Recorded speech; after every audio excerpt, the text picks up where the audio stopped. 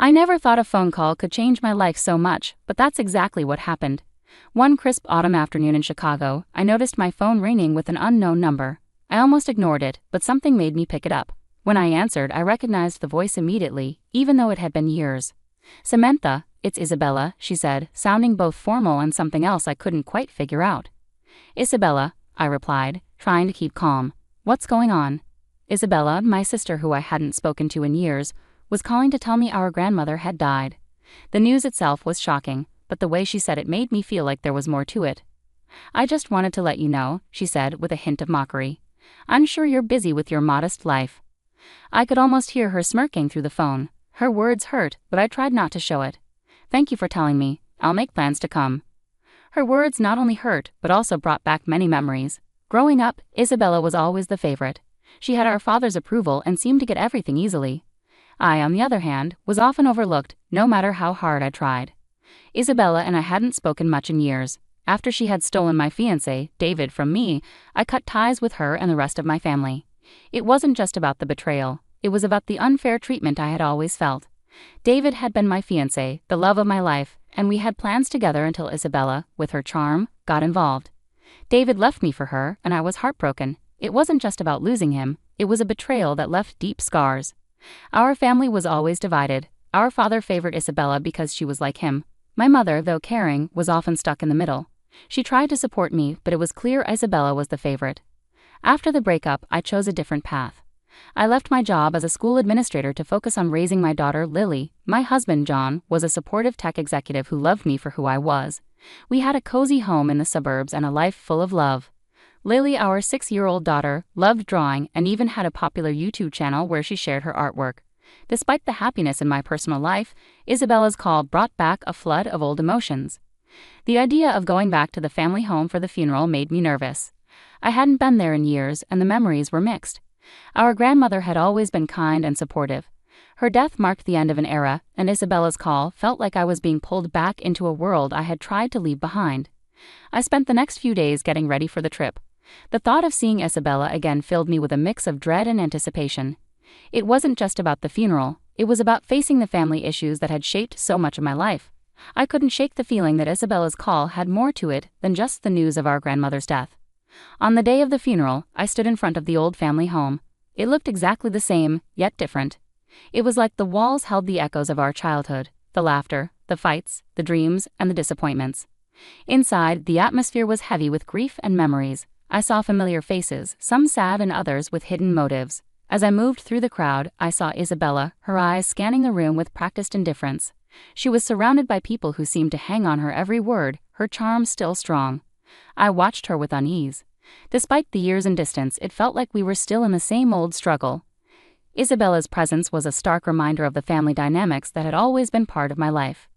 During the ceremony, as the eulogies were being delivered, Isabella managed to corner me. "Samantha," she said with a smile that didn't reach her eyes, "it's been a while."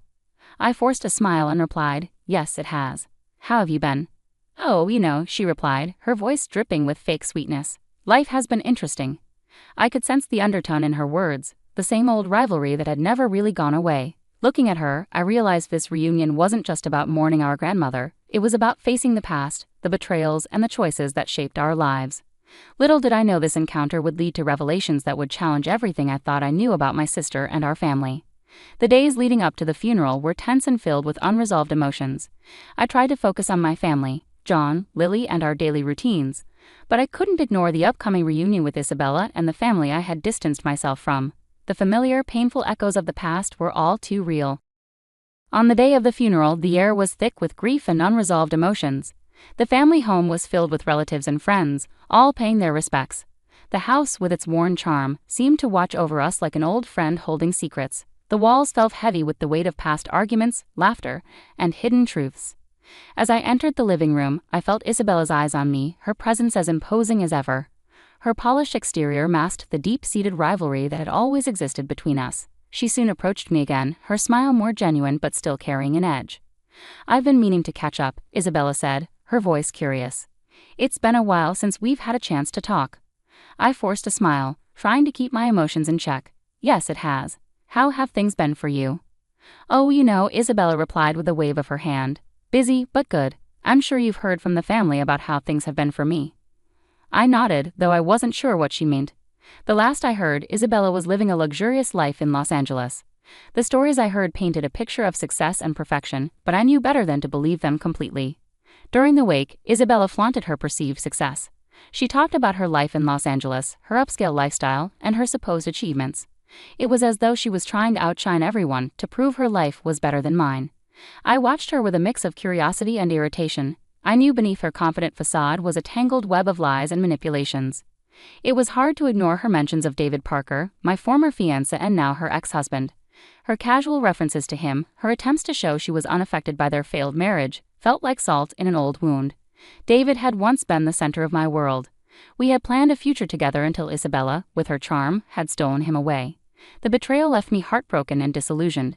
Seeing Isabella flaunt her life so casually was a painful reminder of the hurt I had tried to move past. I decided to confront Isabella about the past, hoping to find some closure. As the crowd began to thin out, I pulled her aside into a quiet corner of the house. "Isabella, can we talk?" I asked, trying to keep calm. She looked at me, narrowing her eyes a bit. "Of course. What's on your mind?" "I need to know why," I said, trying not to let my voice shake. "Why did you take David from me? What made you think you could do that?" Isabella's expression changed from fake cheerfulness to something colder and more calculating. "Samantha, it's not about taking anything. David and I had our own connection, you just didn't see it. You manipulated him," I said, my voice rising with emotion. "You knew how much I loved him." She shrugged like it didn't matter. "David made his own choices. You have to move on, Samantha. Life doesn't wait for anyone." Her dismissive attitude made me furious. "You never understood it, did you? It wasn't just about David. It was about how you always got everything while I struggled." Isabella's face hardened. "Don't blame me for your problems. We all have our battles. Maybe if you had been more assertive, things would have been different." Her words hurt, reopening old wounds. I wanted to lash out but took a deep breath to stay composed. "This isn't just about David. It's about our family and how things have always been against me." Before Isabella could respond, some distant relatives arrived and I had to step away, leaving the confrontation unresolved. The rest of the evening was a blur of faces and condolences, but my mind was stuck on the past and the issues with Isabella.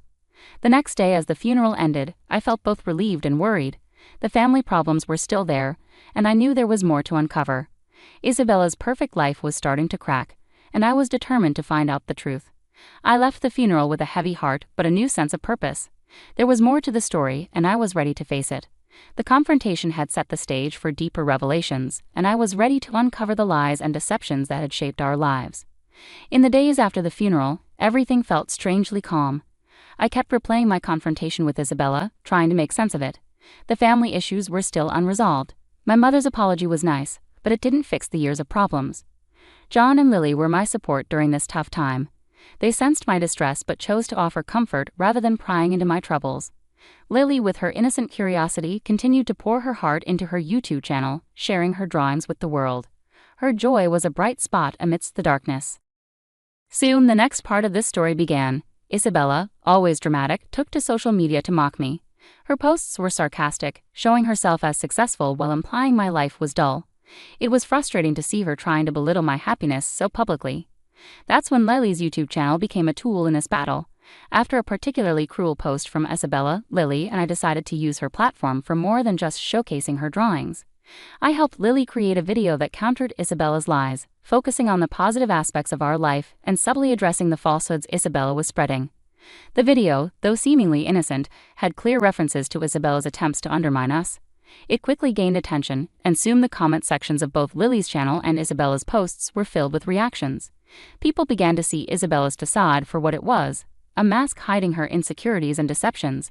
As the video went viral, Isabella's reputation started to crumble. The backlash on social media was quick and harsh. Comments pointed out the inconsistencies in her stories and questioned her integrity. The spotlight she had crafted was now exposing her vulnerabilities. Meanwhile, Isabella's personal life began to fall apart too. David, struggling with the public fallout from our confrontation and the negative attention on his and Isabella's failed marriage, made a significant mistake at work. This led to his dismissal from his job as a software engineer. The pressure was too much for him, and he fell into a deep spiral of self-doubt. Unable to cope with the financial and emotional strain, Isabella made a drastic decision. She filed for divorce, cutting the last ties with David. Their son James, caught in this turmoil, was placed into a care facility because of Isabella's unstable situation, a stark contrast to the privileged life she once flaunted. The family dynamics were changing fast. My mother, who had always favored Isabella, approached me with a heartfelt apology for the past. She admitted that her favoritism towards Isabella was a mistake and acknowledged the hurt it caused. "I'm sorry for everything, Samantha," she said, her eyes filled with regret. "We should have treated you better. I see now how much pain we caused." I appreciated her words, but the scars of the past were not easily healed. I chose to keep a distant but cordial relationship with her, focusing on what truly mattered, my family's happiness and well-being. Amid these revelations, John and I decided to take a break from the chaos. We planned a joyful outing to an amusement park, a chance for Lily to enjoy herself and for us to reconnect as a family. It was a reminder of the simple joys and the love we shared. The trip was everything we needed, a day filled with laughter and bonding. It reinforced the strength of our family and highlighted the content life we had built together. It was a much-needed break from the drama and reminded me of the importance of moving forward with love and support. As we enjoyed the day, I realized that while the past had its shadows, the future held the promise of light. With Isabella's downfall and the family's apologies, I felt a sense of closure. The journey was far from over, but for now I could focus on cherishing the present and looking forward to a brighter future. The weeks after our trip to the amusement park brought a profound sense of calm. My life, once shaken by family discord, was finding its balance again. As I looked around at my little family, I realized how much we had grown through all the trials. Isabella's downfall was a hard lesson, but it was a reminder of the destructive power of envy and manipulation. Her failed attempts to belittle my life had only served to bring her own downfall into the spotlight. The divorce, the loss of her son to a care facility, and her diminishing reputation were harsh consequences of her choices. David, once a part of my life and now a figure of past regrets, faced his own challenges. His dismissal from his job left him struggling to find his footing. Yet despite everything, I felt detached from him. My focus had shifted entirely to my own family and the life we had worked so hard to build. John and I continued to nurture our relationship, finding strength in each other. Our daughter, Lily, thrived in her creative endeavors. Her YouTube channel remained a beacon of joy and positivity, helping to distract from the negativity that had surrounded us. Watching her grow and flourish was a constant reminder of what really mattered. One day I received a letter from my mother. In it she expressed her sorrow for the way things had unfolded and asked for forgiveness. Her apology was heartfelt, but I knew that mending our relationship would take time. I responded with kindness, acknowledging her regret while emphasizing the importance of moving forward. Our family dynamics had been permanently altered, but the experience had also brought clarity. My parents' favoritism towards Isabella and the subsequent fallout had taught me invaluable lessons about resilience and forgiveness. Healing from these wounds required more than just time. It required understanding and a willingness to let go of past grievances. In the quiet moments of reflection, I understood that the pain of the past had forged a stronger bond within my own family. John, Lily, and I were more connected than ever, and our shared experiences had deepened our appreciation for one another. We found solace in our daily routines and the small moments that brought us joy. As summer turned to fall, I began planning a new project, one that would honor the lessons learned and the family we had become. I started a community initiative focused on helping families navigate conflicts and build stronger relationships. It was a way to turn my experiences into something positive, offering support and guidance to others who might be facing similar challenges. Looking back, I saw how far we had come from those turbulent days. The confrontation at our grandmother's funeral, the subsequent revelations, and the social media battles had all led to a profound transformation. Isabella's story was a cautionary tale, but it was also a testament to my own resolve and the importance of moving forward with love. As I closed the final chapter of the story, I felt a sense of closure. The journey had been hard but also enlightening. The road ahead was filled with promise, and I was ready to embrace it with an open heart. In the end, it was the love of my family and the lessons learned that had guided me through. With John by my side, Lily's laughter brightening our days, and the community project taking shape, I knew that the future was ours to shape. As I looked forward, I carried with me the certainty that no matter what challenges lay ahead, our family's strength and unity would guide us through.